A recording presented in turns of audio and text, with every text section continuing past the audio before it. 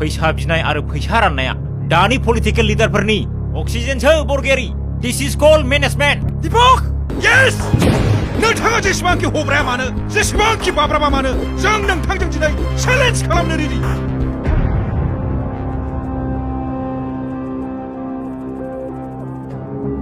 एसेबां जुदि फैसा दङब्ला मानो थिखा मावबाय दं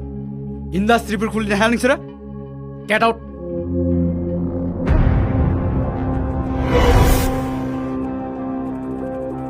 मुङा जेरै सैमा जेरावनो मेरावनो आथिं थिखांनानै हासुग्रा आखलाबो बिदिनो नामाब्रा नोंनियालाय आइ गथ' I love you सना I love you too सना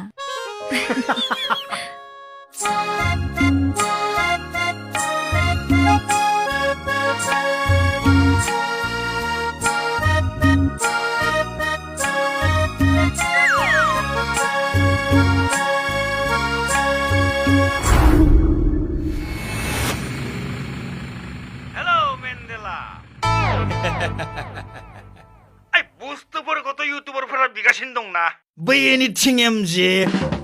प्रान्जल नार्जारि प्रकाश नार्जारि मोना हाट बै बड'लेण्ड टाइगाराबो बिदि नामाब्रा बिसायख'थिनि समाव नोंसोरबादि लेखा गोरों लाइमोनफोरा रां लानानै गावनि मोन्थायखौ फाननो नागिरनाया गावनि आरो हारिनि इयुनखौ फाननो नागिरनाय जायाखै होनबा बे नोंसोर गामिनि दालांखौसो मावनानै होनो नागिरदों आङो आरो बे दानसेनि गेजेरावनो बे खामानिखौ मावनाय जागोन है जोंहा बिदि लामा दालांजों जेबो सोमोन्दो गैया सार गोदोनिफ्रायनो औवा जेनलाबजों बारबोबाय जों दुखिया मानसि फुजानि मुङाव 1500 हरबानो जागोन सार मा साख्रि नांगौ आमायसो गोसोआव दंना आमाय बिसायख'थिनि समाव जेब्ला आं नोंनि न'आव थांनानै आथिङाव हमनानै भट बिहैदोंमोन अब्ला मा बुंदोंमोन गोसोआव दं आमाय बेसे गोबावजों गथ' गथायनि इयुनखौ लानानै बिसायख'थिनि समाव दाम दर खालामबाय थाबावनो सारा गैया मैया क'क्राझाराव थांनायानो फैयाखै बेलायथो खारखुमाबायानो आरो बेरेफुंजानि नोंथाङा जेसेबांनो गावखौ सासे मोजां पलिटिकेल लिडार होननानै प्रुफ होनो नाजागोन एसेबांनो रायजो राजाफ्रा नोंखौ सासे रोंगौथि गैयै आनफिटेड लिडार होननानैसो रेकगनाइज खालामगोन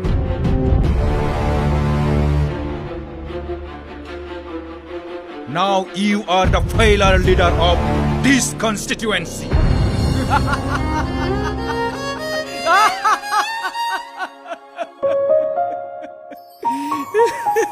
फैबासो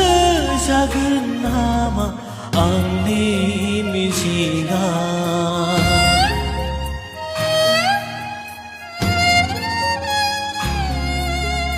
आद्रासो जागोन नामा आंनि थांखिया